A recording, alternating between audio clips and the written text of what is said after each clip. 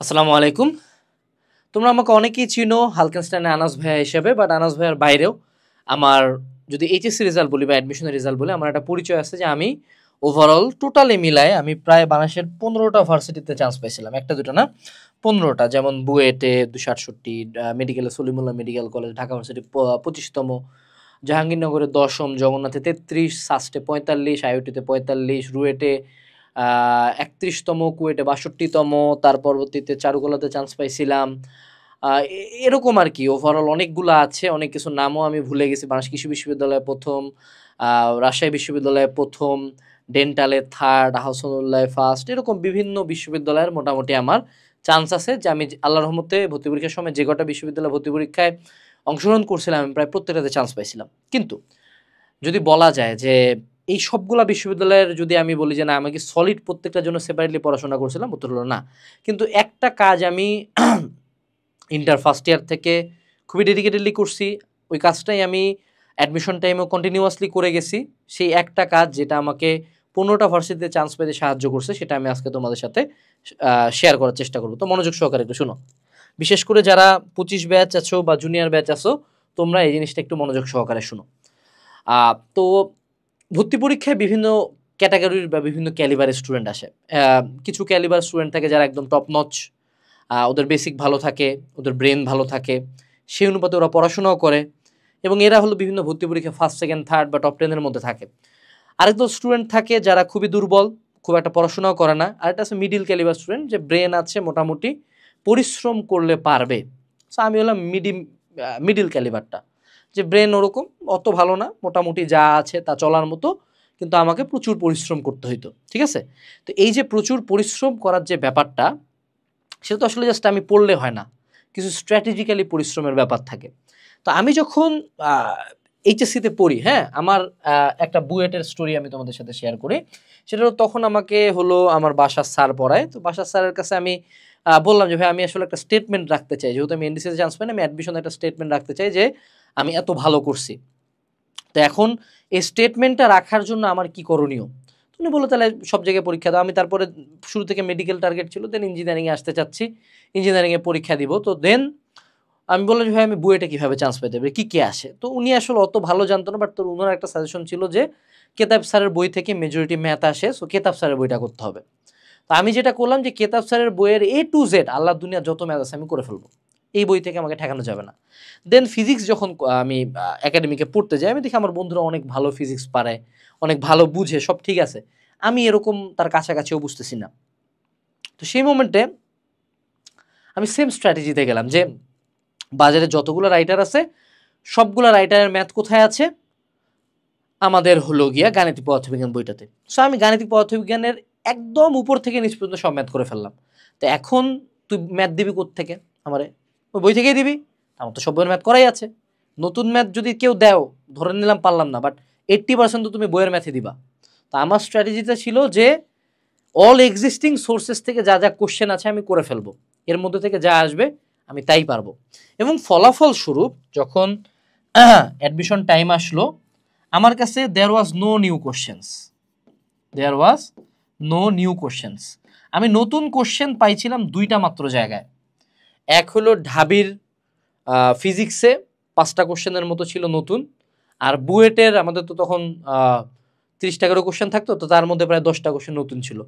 বাকি majority question যেগুলো বিভিন্ন বিশ্ববিদ্যালয় ভার্সিটি ইউনিটগুলো পরীক্ষা দিয়েছিলাম, যেমন রাবি, কৃষি, বা ডেন্টাল, বা সেটুসে জাবি, যত জায়গায় পরীক্ষা দিছি, there was no new questions for me. So আমার স্ট্র্যাটেজিতে কী ছিল? আমি যেটা করছিলাম, দেখো, solve every possible question bank there is. আমার টার্গেট ছিল যে আমি আল্লাহর দুনিয়ার যত কোশ্চেন ব্যাংক আছে, এখন কোশ্চেন ব্যাংক পড়ার মাহাত্মটা কী? কারণ আমি যদি বুয়েট ভর্তি পরীক্ষা সম্বন্ধে জানতে চাই বা বুয়েটের স্ট্যান্ডার্ড কেমন সেটা জানতে চাই, এটা বোঝার বেস্ট উপায় কি? বুয়েটের কোশ্চেন ব্যাংক করা, অ্যাজ সিম্পল অ্যাজ দ্যাট। ঢাবির জন্য ঢাবির কোশ্চেন ব্যাংক করা।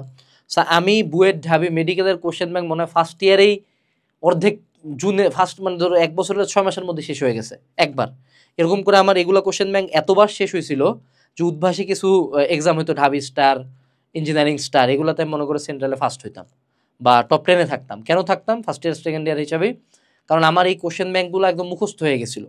ঢাবির একটা টেপের ম্যাথ আছে, টেপ দিয়ে পানি বের হচ্ছে, ওটার উত্তর ছিল সম্ভবত 12 বা 120, এরকম মুখস্থ হয়ে গেছিল আমার। এই স্কেলে আমি কোশ্চেন ব্যাংক সলভ করছিলাম। স্ট্র্যাটেজিটা যদি আরেকটু ব্যাখ্যা করি, আমার ধারণা ছিল যেটা, যে আমার কাছে 20টা ভার্সিটির কোশ্চেন ব্যাংক আছে, প্রত্যেকটার আমি মিনিমাম করে লাস্ট 20 ইয়ার্সের কোশ্চেন আমি সলভ করলাম। তাহলে যদি প্রত্যেকটাতে আমার 100টা করে কোশ্চেন থাকে, তাহলে আমার টোটাল কতগুলো কোশ্চেন আমি সলভ করে ফেলছি? অ্যারাউন্ড 20,000। এখন কথা হলো এই যে 20,000 কোশ্চেন আমি করলাম, তার মানে আমি বিগত বছরের 20,000 কোশ্চেন আমি সলভ করে ফেলছি। এখন যে কোনো স্যার যদি কোশ্চেন করতে বসে, আমার তো এই 20,000 থেকে কোশ্চেন পিক করতে হবে নিঃসন্দেহে। উনি তো সব কোশ্চেন নতুন বানাবে না। এরপরে আমি যেটা করলাম, এই 20,000 কোশ্চেন যদি আমি 2বার করে শেষ করি, তাই তো আমার প্রায় 40,000 কোশ্চেন সলভ করার মতো ব্রেন হয়ে গেছে। এবং আমি যদি এই কোশ্চেন ব্যাংকের বাইরেও বিভিন্ন গাইড, যেমন আমাদের সময় কনসেপ্ট বুক ছিল, উদ্ভাসের বই ছিল, যত গাইড পাইছি যা পাইছি, প্লাস সিরিজ ছিল, ফিজিক্স প্লাস, ম্যাথ প্লাস, তো যত যা বই পাইছি সবগুলো থেকে আমি কোশ্চেন সলভ করা শুরু করছি। সো বাকি সোর্সগুলো থেকে নিয়ার অ্যাবাউট 10,000 কোশ্চেন হলো। সো আমার অন এন অ্যাভারেজে আমি টোটাল অ্যাডমিশনের বসার আগে পর্যন্ত, অ্যাডমিশন চলাকালীন সব মিলায় প্রায় 50,000 কোশ্চেন সলভ করে ফেলছিলাম। 50,000, যার কারণে একান্ত আনলেস কেউ যদি খুব কঠিন কোশ্চেন না করতো, মেজরিটি কোশ্চেন আমার চেনা ছিল। এবং যদি কেউ খুব কঠিন কোশ্চেন করেও, তাহলে সেই কোশ্চেনের সংখ্যা কত পার্সেন্ট হবে? সর্বোচ্চ 10%। বাকি 90% আমার জানা কোশ্চেনই থাকবে। এবং এই জিনিসটা মনে রাখবা, বিগত 6 বছর ধরে এই আইডিওলজিটা প্রিচ করতেছি, যারা আমাকে ফলো করো, এটা সবসময় মনে রাখবা যে বিগত বছরের কোশ্চেনের টাইপ থেকে 75% প্লাস, সেটা বাংলাদেশের যেই ভর্তি পরীক্ষায় হোক না কেন, বুয়েট, মেডিকেল, ঢাবি, জাবি, রাবি, চবি, গুচ্ছ, কৃষি, প্রত্যেকটা ভর্তি পরীক্ষায় 75% প্লাস বিগত বছরের কোশ্চেন থেকে থাকবে। এটাই ছিল আমার স্ট্র্যাটেজি। এবং যখন আমি চ্যানেল শুরু করি, তখন আমার টার্গেট ছিল যে আমি আমার স্ট্র্যাটেজিটাকে কাজে লাগাবো, স্টুডেন্টরা যাতে এটা করতে পারে। এখন দেখো, এই স্ট্র্যাটেজিটাতে একটা ফ্ল আছে, সিম্পলি একটা ফ্ল আছে। ফ্লটা কোথায়? যদি আমি তোমাকে বলি ডিইউ এর কোশ্চেন ব্যাংক সলভ করো, তুমি তখন ঢাবির একটা কোশ্চেন খুলবা, কিন্তু তোমরা যারা ফার্স্ট ইয়ার সেকেন্ড ইয়ারে পড়ো, ঢাবিতে তো সব চ্যাপ্টার থেকে কোশ্চেন আসে, সব সাবজেক্ট থেকে কোশ্চেন আসে, তোমার তো সব চ্যাপ্টার শেষ হয় নাই। সো আমি তখন মরিয়া হয়ে খুঁজতেছিলাম যে ঢাবির চ্যাপ্টার ওয়াইজ কোশ্চেন ব্যাংক কোথায় পাবো। তো গাইডগুলোতে যে কোশ্চেনগুলো থাকে সেগুলো ইনাফ না, ঢাবির 2-4টা কোশ্চেন দেয়, বাকিগুলো মিলায় মারা দেয়। তো আমরা তখন কি করলাম, আমরা তখন অ্যানালাইসিস সিরিজ লেখা শুরু করলাম, যে আমরা বিভিন্ন বিশ্ববিদ্যালয়ের অ্যানালাইসিস সিরিজ লিখবো, যে আমার টার্গেট যেই বিশ্ববিদ্যালয়ের, সেই বিশ্ববিদ্যালয়ের চ্যাপ্টার ওয়াইজ কোশ্চেন থাকবে এবং চ্যাপ্টার ওয়াইজ থিওরি থাকবে। সো একটা স্টুডেন্ট যাতে একাডেমিকের একটা পড়ার পরেই ওইটার কোশ্চেনটা সলভ করতে পারে। এগুলো হইলো গিয়ে আমাদের অ্যানালাইসিস সিরিজ, যেগুলো এখন বাংলাদেশের একটা সেপারেট বেঞ্চমার্ক হয়ে গেছে। অর্থাৎ টিপিক্যাল গাইডের বাইরে মানুষজন ফার্স্ট ইয়ার সেকেন্ড ইয়ার বা অ্যাডমিশন টাইমে এই অ্যানালাইসিস বইগুলো কিনে। এবং যখন তুমি সেপারেটলি একটা ভার্সিটির কোশ্চেন বা একটা সেগমেন্টের কোশ্চেন নিয়ে কাজ করবা, তুমি দেখবা যে বইগুলো অনেক চিকন হয়ে যাবে, কারণ তুমি জাস্ট ওই বিশ্ববিদ্যালয়ের কোশ্চেনটা অ্যানালাইসিস করতেছো। সো যারা ফার্স্ট ইয়ার থেকে তোমার টার্গেট যেটা হোক না কেন, varsity, unit, medical, engineering, analysis সিরিজের বইগুলো কিনবা। এখন ফ্ল একটা না বলে আমি যদি ফ্ল 2টা বলি, ফ্ল 2তে যখন তুমি ইঞ্জিনিয়ারিং কোশ্চেন ব্যাংক বা বুয়েটের কোশ্চেন ব্যাংক সলভ করতে যাবা, বা ঢাবের কোশ্চেন ব্যাংক সলভ করতে যাবা, মেডিকেলের কোশ্চেন ব্যাংক সলভ করতে যাবা, স্বাভাবিকভাবে বেশ কিছু কোশ্চেন কঠিন থাকবেই, আটকে যাবা। তো এইটাতে যারা আটকে গেলে, আমার হয়তো বা বাসায় টিচার ছিল, আমি জিগায় নিতে পারতেছিলাম। কিন্তু তোমাদের একটা সুবিধা আছে, আমরা কিন্তু এবছর নতুন করে 0 টু ডিএমসিয়ান, 0 টু বুয়েটিয়ান, 0 টু ঢাবিয়ান এই কোর্সগুলো লঞ্চ করছি। এগুলো বেসিক্যালি আমাদের কোশ্চেন ব্যাংক সলভিং কোর্স, ঠিক আছে, বা প্রি অ্যাডমিশন কোর্স।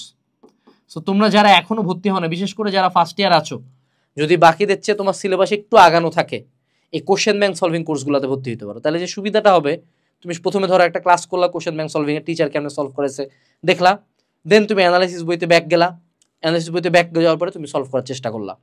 এইটা একটা প্রসেস, এইটা হলো ফুল প্রুফ প্রসেস। এবং তুমি যদি সব জায়গাতে চান্স পাইতে চাও, অথবা একটাতেই চান্স পাইতে চাও, টার্গেট করো তুমি তোমার সোর্স ফাইল বাড়াও, যে আমার কাছে এখন কতগুলা কোশ্চেন আছে, আমি সবগুলো সলভ করছি কিনা। মেজরিটি স্টুডেন্ট, সবচেয়ে মজার কথা, বইয়ের অনুশীলনীর ম্যাথই করা শেষ করা নাই, let alone question bank. So আগে তুমি বইয়ের অনুশীলনী থেকে স্টার্ট করো, then move to any guide book, move to analysis series, then you move to question banks, then you move to notes, then you move to ভাইয়ার বই। যত জায়গায় পারো কোশ্চেন সলভ করতেই থাকো, করতেই থাকো, করতেই থাকো। এটা তোমার বেস্ট অপশন যদি তুমি ভালো জায়গায় চান্স পাইতে চাও। এবং একটা পর্যায়ে কোশ্চেন সলভ করতে করতে তোমার কোশ্চেন সলভিংয়ের এমন একটা এবিলিটি আসবে, তুমি অ্যাস্টনিশড হয়ে যাবা। এবং যেহেতু কোশ্চেন সলভ করতে যায় যায় তুমি বাধার সম্মুখীন হবো, কোনো জায়গায় আটকে গেছো, সেটা তখন নিজে তুমি ব্যাকে আসে থিওরি ক্লিয়ার করে আবার সলভ করতেছো।